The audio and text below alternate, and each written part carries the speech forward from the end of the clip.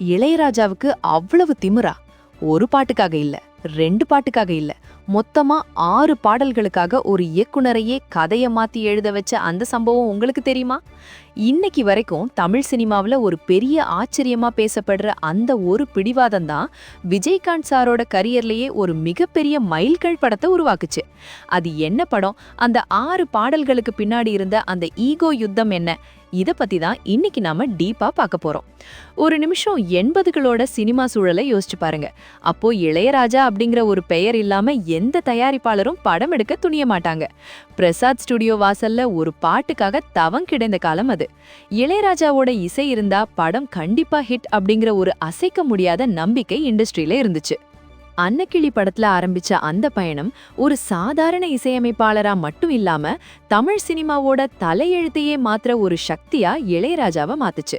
கிராமத்து மண் வாசனை, நகரத்து காதல், தனிமை, துக்கம்னு மனுஷனோட எல்லா உணர்வுகளுக்கும் அவரோட இசையில மருந்து இருந்துச்சு. பொதுவான ஒரு பின்னணி தகவல் என்னன்னா, அந்த காலத்துல ஒரு இயக்குனர் கதையை சொல்லுவார், அதுக்கு ஏத்த மாதிரி ராஜா சார் டியூன் போடுவார். இதுதான் வழக்கம். ஆனா ஒரு கட்டத்துல இளையராஜா கிட்ட ஒரு விசித்திரமான பழக்கம் இருந்துச்சு. அவரோட கற்பனையில சில டியூன்கள் தோன்றும். அந்த டியூன்கள் மேல அவருக்கு அசாத்தியமான காதல் இருக்கும். அப்படி அவர் உருவாக்கி வச்சிருந்த 6 ஸ்பெஷல் டியூன்கள் தான் இந்த வரலாற்றையே மாத்துச்சு. அந்த 6 பாடல்களும் அவ்வளவு சிறப்பா வந்திருந்ததுனால ராஜா சார் ஒரு கண்டிஷன் போட்டார். அந்த கண்டிஷன் என்னன்னா, இந்த 6 பாடல்களையும் ஒரே படத்துல ஒரே கதையில பயன்படுத்துற இயக்குனருக்கு மட்டும்தான் இதை தருவேன் அப்படின்னு சொல்லிட்டார். இது கேட்கறதுக்கு வேடிக்கையா இருக்கலாம், ஆனா ஒரு படைப்பாளிக்கு தன் படைப்பு சிதறி போக கூடாதுங்கிற அந்த திமிரு தான் அங்க தெரிஞ்சது.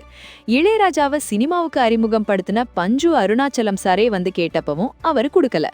ராஜாவுக்கு ரொம்பவும் நெருக்கமான உலகத்தரம் வாய்ந்த இயக்குனர் பாலு மகேந்திரா சார் வந்து இதுல 2 பாட்டு மட்டும் எனக்கு கொடு ராஜா அப்படின்னு கேக்குறாரு. ஆனா ராஜா சார் சொன்ன ஒரே முடியாது. ஒரு ஜாம்பவானே கேட்டப்பவும் அந்த 6 பாடல்களையும் பிரிக்க மனசில்லாம அவர் உறுதியா இருந்தாருன்னா அந்த பாடல்கள் மேல அவருக்கு எவ்வளவு நம்பிக்கை இருந்திருக்கும்னு பாருங்க. இங்கதான் நம்ம கதைக்குள்ள வராரு இயக்குனர் ஆர் சுந்தர்ராஜன். இந்த அப்டேட் பத்தி நீங்க என்ன நினைக்கிறீங்க?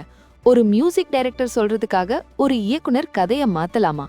உங்களோட கருத்தை மறக்காம கமெண்ட்ல சொல்லுங்க. சரி, விஷயத்துக்கு வருவோம். ஆர் சுந்தர்ராஜன் அந்த சவாலை ஏத்துக்கிட்டார். அந்த 6 பாடல்களையும் கேட்டுட்டு அந்த டியூன்களோட ஆன்மாவுக்கு ஏத்த மாதிரி ஒரு கதைய உருவாக்குறார். பாடல்கள் முதல்ல பிறக்குது, அதுக்கப்புறம் தான் கதையே பிறக்குது. அப்படி உருவான அந்த காவியம் தான் வைதேகி காத்திருந்தாள்.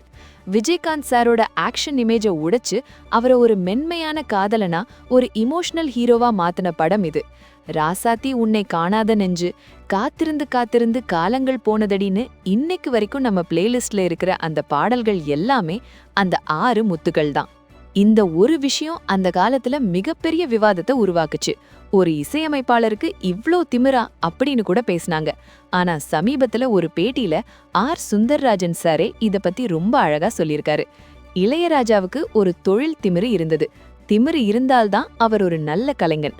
அந்த திமிரை ஜெயிக்கணும்னா ஒரு இயக்குனரா எனக்கும் அந்த திமிரு வேணும்னு நினைச்சேன். அதனாலதான் அந்த டியூன்களுக்கு ஏத்த மாதிரி கதையை எழுதி அந்த படத்தை ஒரு பெரிய வெற்றியாக்கினேன் அப்படின்னு சொல்லியிருக்காரு. இதுல இருந்து நமக்கு தெரியறது என்னன்னா, இது வெறும் ஈகோ கிடையாது, இது தரம் மேல இருக்கிற ஒரு காதல். இன்னைக்கு இருக்கிற பேன் இண்டியா படங்களோட பட்ஜெட் பல கோடிகளை தொடலாம். ஆனா அந்த காலத்துல வெறும் இசையையும் கதையையும் மட்டுமே நம்பி கோடிகளை குவிச்சிருக்காங்க. வைதேகி காத்திருந்தால் படம் பாக்ஸ் ஆபீஸ்ல ஒரு இமாலய சாதனை செஞ்சது மட்டும் இல்லாம விஜயகாந்த் சார ஒரு கமர்ஷியல் கிங்கா மாத்துச்சு. இந்த திரைப்பட வட்டார தகவல்கள் நமக்கு உணர்த்துற ஒரு விஷயம் என்னன்னா, தரம் என்னைக்குமே தோத்து போகாது. இளையராஜா அன்னைக்கு காட்டின அந்த தொழில் திமிர் தான் இன்னைக்கு வரைக்கும் அந்த பாடல்களை அழியாம வச்சிருக்கு. ஒருவேளை அன்னைக்கு அவர் அந்த பாடல்களை பிரிச்சு வேற வேற படங்களுக்கு கொடுத்திருந்தா நமக்கு இப்படி ஒரு வைதேகி காத்திருந்தால் கிடைக்காது. ஒரு கலைஞனோட பிடிவாதம் எப்படி ஒரு காவியத்தை உருவாக்கும் அப்படிங்கிறதுக்கு இது ஒரு சிறந்த உதாரணம்.